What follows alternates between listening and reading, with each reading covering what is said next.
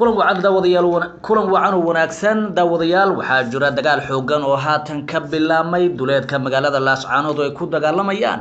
xoogagga SSC iyo ciidamada maamulka Somaliland waxaana la tilmaamayaa in la isu adeegsanayo hubka noocyadiisa kala duwan iyadoo durba la soo tabinayo khasaare ballaaran oo ka dhashay dagaalka ka bilaabmay saaka deegaanadaasi haddaba waxaan wax ka weydiinay arrintan oo indhaha ku hayay saaxiibkay Bidhaan oo inta badan la socday xaaladihii iyo xilliga uu bilaabmay dagaalka Bidhaanow waa kulli warku waa iska degdeg oo mar dhow uu bilaabmay dagaalku marka bal maxaa ugu dambeeyay dagaalkan ayaa waxa uu kusoo beegmaya iyadoo maalmo u dambeeyay wax dagaal ah oo xoogan aysan jirin dagaalkan ayaa hadda waxa uu socday saacado kooban waxaana weerarka soo qaaday ciidamada Somaliland arrintaasi oo imaanayso markii maalimadii shalay ee Somaliland ay sheegtay in wadadan isku xirta Garowe in mataqaana ay furan doonto markii waayirada lagala wareegay oo ciidamada soo toos halka uga imaanayeen dhanka kalena SSC iyagana ay sheegeen dhanka hawdka ay waliba ciidamada Somaliland dhaawacdooda mataqaana la marinayo ciidamada gurmadka ay ka helayeen in iyagana ay xiri doonaan taas marka waxay keentay in ciidamada Somaliland ay kaga dhabayeen arrinta iyada inay dagaalka ay soo qaadaan waxayna dagaalka ay ka soo qaadeen dhanka bari ee magaalada Laascaanood oo ku aadan dhanka Gooja Cadde iyo waliba dhanka mataqaana iyadana waxa laba dhinac ka soo qaadeen dhanka bari weerar bay ka soo qaadeen laakiin isla markiiba ciidamada SSC yaa mataqaana iyagana yaa ka difaacay oo ka hortagay waxa kale ka soo qaaday dhanka jihada koonfureed koonfur bari ee magaalada iyadana mataqaana xabad bay ka soo qaadeen taana waxay keentay iyadana in ciidamadii mataqaana lagu jabiyo dagaal aad u xoogan oo wax la isku reebtay aan jirin yaa meeshaas mataqaana ay ka dhacay bayaan ka soo baxay dhawaan golaha SSC ayaa waxa ay ku sheegeen in weerar qaawan oo gardarro ah in Somaliland mar kale ay soo qaaday iyagoo oo doonayo in mataqaana bulshada halka ku dhaqan inay mataqaana ay baabiyaan xasuuq ay u geysanayeen ay sii wadaan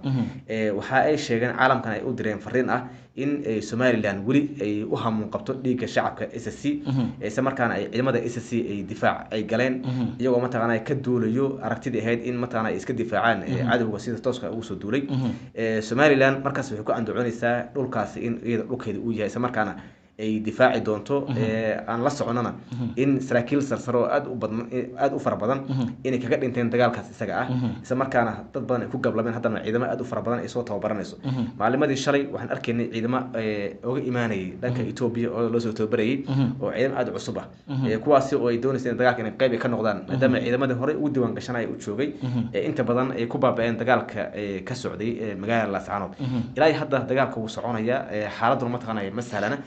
wixii ka soo kordhay insha Allah idan halka ma ku wadaagi doona aad iyo aad baad u mahadsan tahay daawadayaal qaybteena dambe ama barnaamijyada dambe ayaad kula wadaagi doona hadduu Rabbi idmo wixii ka soo kordha dagaalkaasi ka socdo duleedka magaalada Laascaanood aan diiradda ku saari doona qodobo xiiso badan oo ay ka mid yihiin dawladda Turkiga ayaa cilaaqaadkii militariga iyo midka siyaasadeed buu jirtay dawladda federaalka ee Soomaaliya oo hogaaminaya madaxweyne Xasan Sheekh Maxamuud waxaana albaabada la isugu dhuftay xeradii Turkisom ee ku lahaayeen magaalada Muqdisho ee ciidamada ugu faraha badan lagu tababari jiray ciidamada Soomaaliya oo la diiday in ay dhaafaan tira lagu sheegay 18,000 taasi oo dadka Soomaaliyeed ay walaac xoogan ay ka muujiyeen madaxweyne Xasan Sheekh Maxamuud oo iska xaadiriyay jiido hore dagaalka ka socda galgaduud ayaa la tilmaamayaa in uu si qarsoodi ah ku tagay ciidamada maamulka Somaliland ayaa isku dayay in garoonkii magaalada Laascaanood ay si degdeg ah ku qabsadaan balse kala kulmay fashil xoogan waxa kale oo daawadayaal barnaamijkeena aan diiradda ku saari doonaa madaxweyne Axmed Maxamed Islaan ayaa waxa ku kacay mucaarada xoogan kuwaasi oo ka bilaabmay magaalada Nairobi gobolada aan yiraahdee Axmed Maxamed Islaan ayaa waxa ku kacay madaxweynaha Jubbaland Axmed Maxamed Islaan ayaa daawadayaal waxa ku kacay mucaarada xoogan oo kaga imanaya magaalada Nairobi Muqdisho iyo Baardheere iyadoo la rajaynayo dhawaan in la qabto magaalada Bu'aale ee caasimadda Jubbaland arrintaasina waan ku faaqidi doonaa qodobo kale oo xiiso badan ayaa inoo raaci doona barnaamijka waxa igala qayb gali doona saaxiibo badan oo indhaha ku hayay xaaladihii ugu dambeeyay ee dalka Soomaaliya waxaa ka mid ah Bidhaan ninka lagu magacaabo Gooni iyo waliba Shido oo inta badan ka faalooda xaaladihii ugu dambeeyay dhamaantii horta waan soo dhaweynaya marka hore haddii aan ku bilowno qodobkan Turkisom ah ma garanaysa xeradii albaabada la isugu dhuftay وحيرادي ku taalay magaalada Muqdisho ciidamada lagu tababaray iyo cilaaqaadka gabi ahaanba ay dawladda Turkiga u jartay dalka Soomaaliya hadaan kugu horeeyo Bidhaan horta waa nasiib daro in xilligan ay kusoo aado in dowladda turkiga ay calaaqaadkii dhanka mataqaanay amniga iyo dhanka mataqaanay calaaqaadkii badnaa ee ka dhexeeyey oo ay kamid ahayd in mataqaanay turkiga weliba aada ugu dhawaayeen dhaqaalo badan ay ku bixinayeen ciidamada soomaaliya in dhammaanba mataqaanay ay joojisay taasi oo keentay markii mataqaanay ay u bogi waayeen siyaasadda dowladda imaaraadka carabta qaabka mataqaanay ay ula dhaqmayso dadka soomaaliyeed iyo weliba qaabka turkiga uu rabay inay aada u kala bedelnaayeen turkiga waxaa la soconnaa soomaaliya iyadoo gacan qabasho u baahan aada xilli u adag tahay inay soo garab qabatay 2011 abaar aada u xoogan ay jireen gargaar ay ku bixiyeen isla markaana ay mataqaanaa halkaasi ay ka sameeyeen garab istaag aada u xoogan taas bedelkeed marka muddo dheer hadda ay soo shaqeynayeen oo ay joogeen meelo badan oo kamid garoonka ugu horeeyo diyaaradoon toos ugu howlgelaysay magaalada muqdisho in maanta ay timaado inay joojiyeen gebi ahaanba calaaqaadka ay la lahayn dowladda soomaaliya oo ay ugu horeysaba xitaa in ay joojiyeen turkisom oo ah xarun lagu tababari jiray ciidamada soomaaliya weliba ciidamo aada u tayo badan ay kasoo bixi jireen sidoo kale waxay joojisay weeraradii ay ku qaadisay ururka argagixisada ah ee al-shabaab oo waayadii u dambeeyey aan ogeyn in mataqaanaa biraqdaar ay u adeegsanaysay oo ay jab aada u xoogan ay uga geysatay mataqaanaa fagaaraha laisku arka ee mataqaanaa jidda hore ee dagaalka arrintaasi marka dowladda turkiga ilaahay hadda mataqaanaa iyada sabab maysan sheegin laakiin way dhici kartaa in mataqaanaa ay ka hadasho safaaradooda haddii arrintan ay sidan kusii socotana dee safaaradda lafteeda inay ka guurto yaa mataqaanaa laga yaabaa marka arrin nasiib darro ah oo aada u xoogan wey soo lama dhihi karo laba dhari kariyo mid unbaa buli waxay soomaalida ay ku maamaahi jireen madaxweyne xasan sheekh maxamuud wuxuu isku dayaa inuu isku wado turki iyo ma garanaysaay imaaraadkiina waxaa lagu wareejiyey amnigii dalka soomaaliya waxayna xarun weyn ka samaysanayaan oo ciidamada lagu ururiyo dhowaan waataan arkayna magaalada kismaayo duleedkeeda gaar ahaan garoonka sayid cabdilla xasan ee ku yaala magaalada kismaayo haddaba arrintan soo uma muuqato in faraha looga bixiyo turkiga oo ku lulamayay dalka soomaaliya horta imaaraadku inta badan kama shaqeeyaan nabadgelyo haddaan tusaale usoo qaadano dalka libiya oo kale mataqana dadkii burburiyey mataqana ay qayb ka ahaayeen isla markaana jenaraal xaftar mataqana sida hadda axmedow u keeneen gawaaridan iyo hadda kahor mataqana ay u siiyeen garab ay ku siiyeen gawaari aad u badan bay u keeneen hubbay u keeneen iyagoo ula jeedo in dowladda meeshaas ka jirtay in mataqana uu rido oo ula dagaalo middan haddana axmed keliya ma ahan maamulada inta badan mataqana way siisaa oo u geysaa iyadoo ka horkeenaysa mataqana dowladda federaalka dhanka kalena dowladda federaalka ee la shaqaysay mataqana iyay rabtaa wayna la shaqaynaysaa marka ciidamada waxay ka qoranaysaa xeebaha berbera boosaaso kismaayo meelaha inta badan mxuaha xuduudaha oo dhanka badda iyay mataqana ka qoranaysaa taasi oo la jeedo in ay gebi ahaanba ay la wareegto mataqana dhanka mxuaha dekadaha iyo mataqana xoog bidaysaa marka taasay ku heshana mar walba waa in ay hesha marka ciidan iyada ka amar qaata waxaan horey ogeyn ciidankii tayada lahaa ee lagu soo dhisay mxuaha eritrea in la yidhi waxaa mataqana kharashkeeda bixinayo imaaraadka iyaga ay la wareegeen marka turkiya markuu ku wareeray arrintan iyada waayo turkiga wuxuu rabay in soomaaliya madax banaanideeda iyo qarannimadeeda in iyada la madax banayo wixii mataqana taageerayeen mataqana ay si caadi ah u taageeraan laakiin in amniga gudaha lasoo farageliyo waxay la mid tahay markii xasan sheekh maxamuud booqashadiisa ugu horreeyay uu ku tegay imaaraadka carabta waxaa lasoo sheegay in xasan sheekh maxamuud uu dowladda soomaaliya uu ka yahay keliya speaker oo uu hadli kara bas laakiin wixii dhaqaale ah markii laga hadlayo wixii ciidan ah wax walba oo ku saabsan soomaaliya inay matali doonto imaaraadka carabta haddii maanta mataqaana dowlad kale maanta weerar lagu qaado ciidan loo baahdo imaaraadka intay qaada dowladda soomaaliya ciidankeeda ayay geenaysaa iyagaa matali waana wax mataqaana horey loo sheegay marka heshiisyadii horey loo sheegi jiray lahaa way qarsoodi way dhex mareen yaa hadda mataqaana ayaa soo baxayo oo arrinta mataqaana ay kow ay ka tahay aada iyo aad baad u mahadsan tahay maxaad ku dari lahayd gooniyow arrintan turkiga iyo madaxweyne xasan sheekh maxamuud kala guurkan arrintan imaaraadka oo si toosa ula wareegayba dalkii soomaaliya maxaad ku dari lahayd horta fargodow aniga ma aaminsana turkiga horta inuu soomaaliya ka dhamaan doono sababta aan u dhahayan waxaa waye horta waxay haystaan dekeda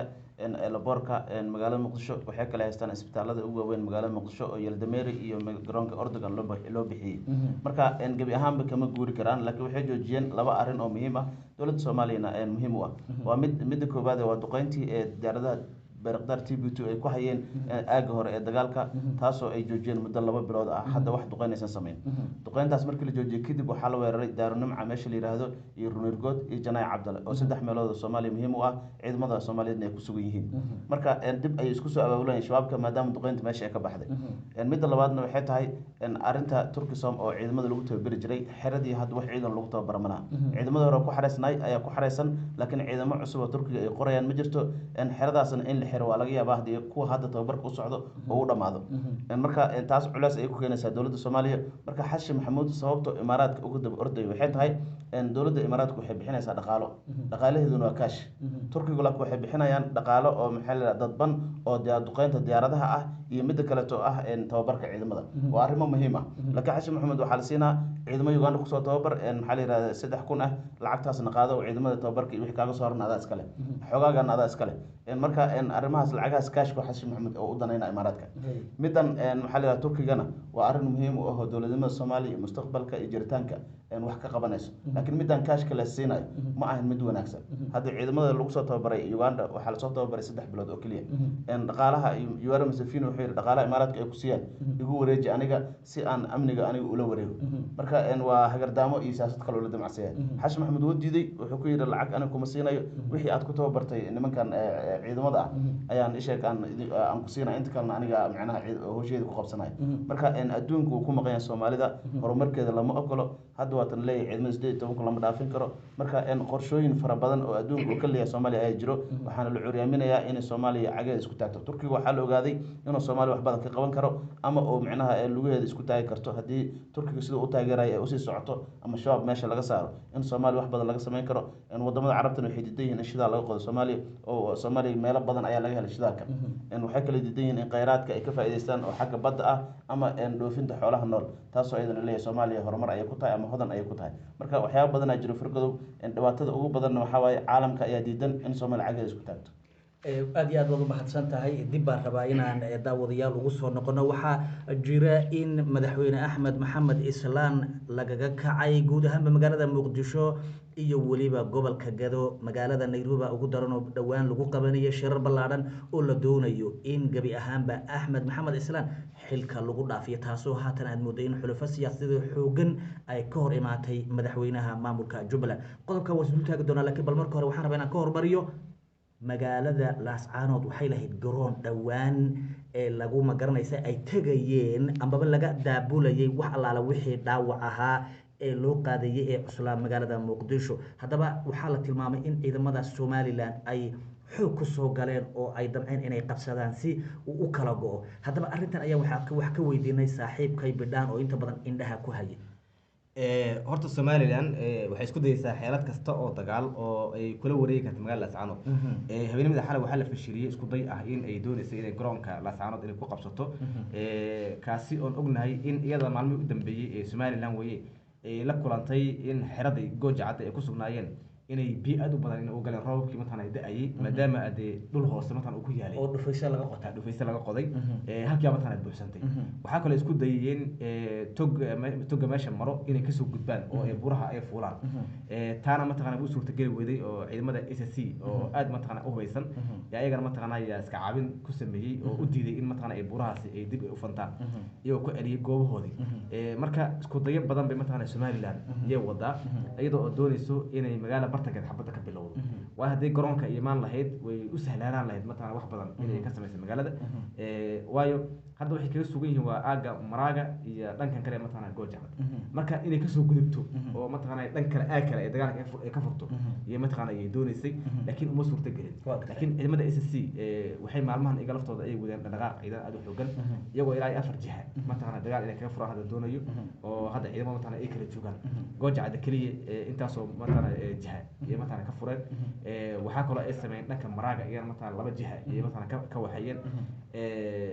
marka waxay isku dayaan amaba nin kasta uu doonayaa in matana xoogiisa iyo xeeladiisa inuu adeegsado uu doonaya dhanka kale maalimada shalay waxa soo baxay hadalkii ahaa odawaa in ciidamada ruuxa dawladda Soomaaliya aysan ka qayb gali karin dagaalka Laascaanood taasi waxa u jawaabay marka ciidamada ka tirsan gorgor iyo danab iyo kala duwan yaa waxa ay sheegeen in laascanood ay tahay dhulka Soomaaliya isla markaana ay xaq u leeyihiin inay ka dagaali karaan marka taana wajigabax maanta dowladda Soomaaliya ay ku noqotay wali waanti maalmaha mataqaana ay ka wadeen laascanood aad iyo aad baad mahadsan tahay shidow haddaan kuu imaado waxaa jira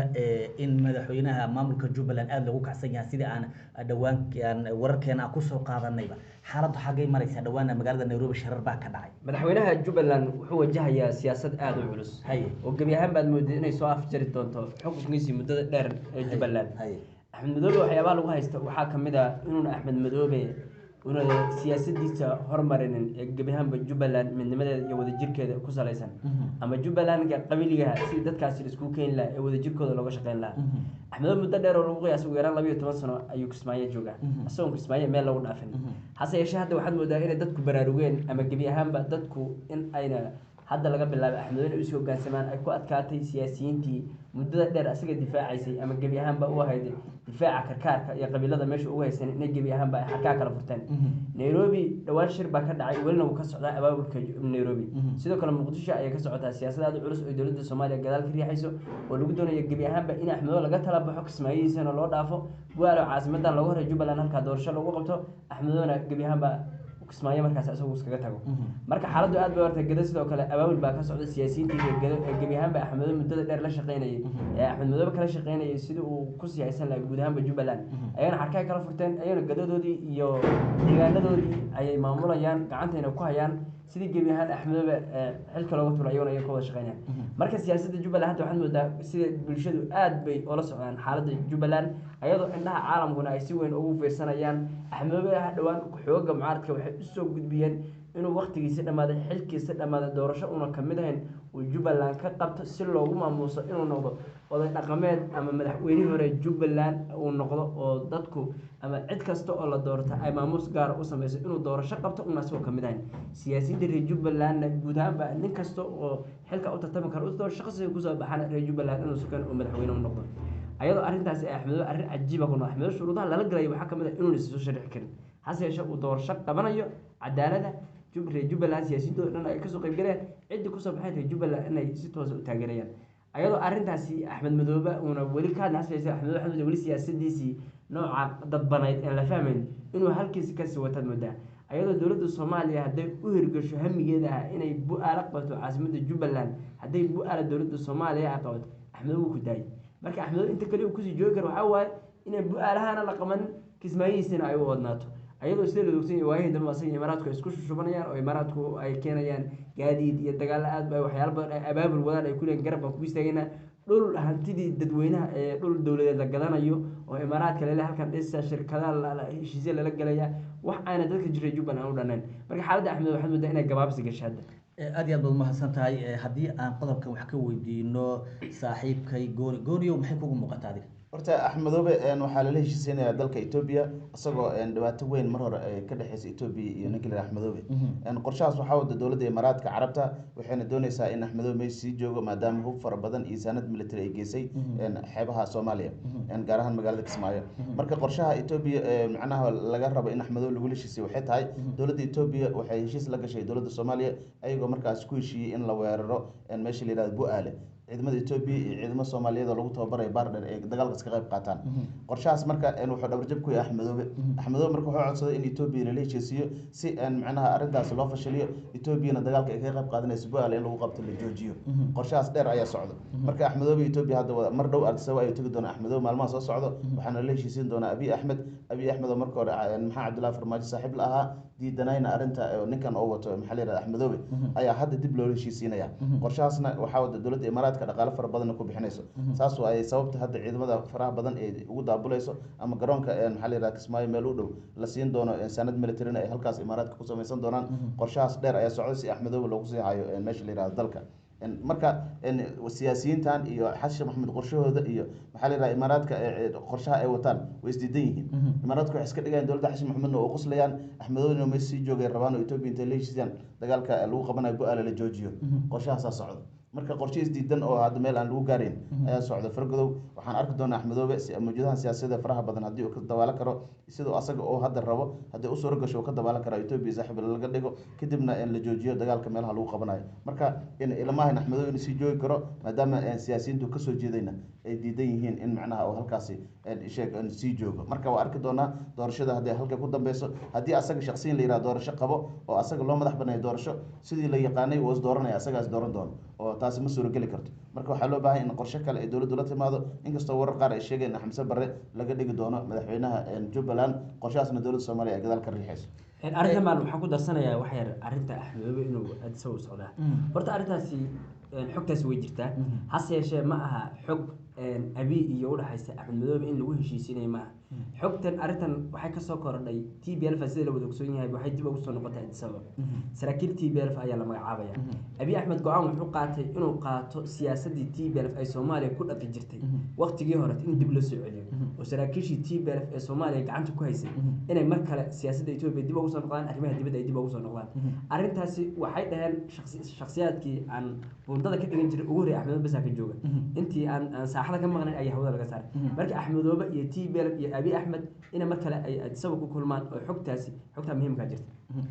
aad iyo aad baad u mahadsantihiin daawadayaal qaybtii ugu dambeysay barnaamijkeena ayaa soo gaadhnay xasan sheekh maxamuud ayaa jiida hore iska xaadiriyay waxaana la sheegayaa in safarkiisa uu ku tagay jiida hore ee dagaalka uu qarsoona haddaba bidhaan madaxweynaha Soomaaliya xasan sheekh maxamuud maalmihii u dambeysay safaradiisa aad u fara badnaayeen oo hadda safar ugu dambeeyay Uganda mataan ayuu ku joogay 2 maalin ka hor haddana mataqaana waxa uu tagay aadan yabaal halkaasi oo aan ognahay in maalmihii u dambeeyay ay ka socdeen abaabul ciidan oo ku saabsan dhanka militariga ciidamada Soomaaliya horumar bay ka gaareen in dhulkaasi dhul aad u fara badan inay mataqaana ay la wareegaan laakiin iyadoo hadda ognahay inay roobab badan ay da'ayaan in shabaab ay xoogeysteen in Turkiga mataqaana uu joojiyay taageerada dowladda Soomaaliya uu siinay dhammaan xasan sheekh maxamuud wuxuu mataqaana niyad dhis u sameynaya ciidamada oo uu leeyahay mataqaana garabkiina ayaan nahay dagaalka hore loo wado laakiin wax dagaal hore u socda ma lahan maalimadii shalay waxaa isna gaaray magaalada Beledweyne ninkii dagaalkan kow ka soo bilowday Ali Jeete isagoo oo sheegay in dhowr bil uu ka maqnaa Soomaaliya isla markaana wax dagaal ah aysan dhicin balse hadda ay diyaar u yihiin in dagaalka mataqaana ay sii wadaan marka kulanka imaashaha xasan sheekh maxamuud hadda uu tagay aadan yabaal iyo ninkan hadda soo noqoshadiisa isagana Ali Jeete dhammaan waxay ku tusinaysaa in ay dowladda Soomaaliya ay doonayso in ay mataqaana mar kale ay dagaalkii ay kula jirto ururka shabaab inay dib mataqaana mar kale ay u bilaabaan isla markaana ay saaxada ay ka saaraan aad iyo aad baad u mahadsantihiin waxaan rabaa inaan si kooban aan wax ugu weydiino ciidamada dalka Soomaaliya oo beesha caalamku ay tilmaamayaan inaan la dhaafin karin ilaa iyo 18 kun arrintan ayaa waxaan ka weydiinay saaxiibka Gooniyo maxaa arrintan waa arrin khatar ku ah guud ahaanba ummadda Soomaaliyeed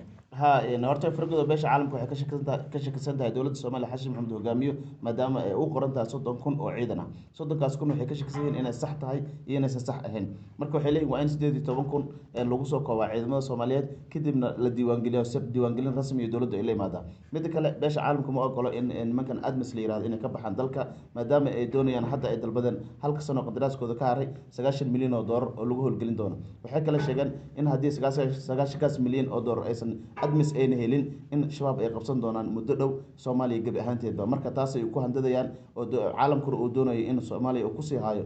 admis 18 kun sababta lagu celinayo ay tahay in ciidamada admis aysan dalka ka bixin Soomaaliya ay ku sii jirto gumeysi dadban fargodo aad iyo aad baad u mahadsantihiin daawadayaal barnaamijkeena faaqidaada inta ayaan ku soo gabagabaynaynaa intaan dib dambe ugu kulmi doono mid kan mid lamada waxaan kaga tegaynaa sida iyo nabadgelyo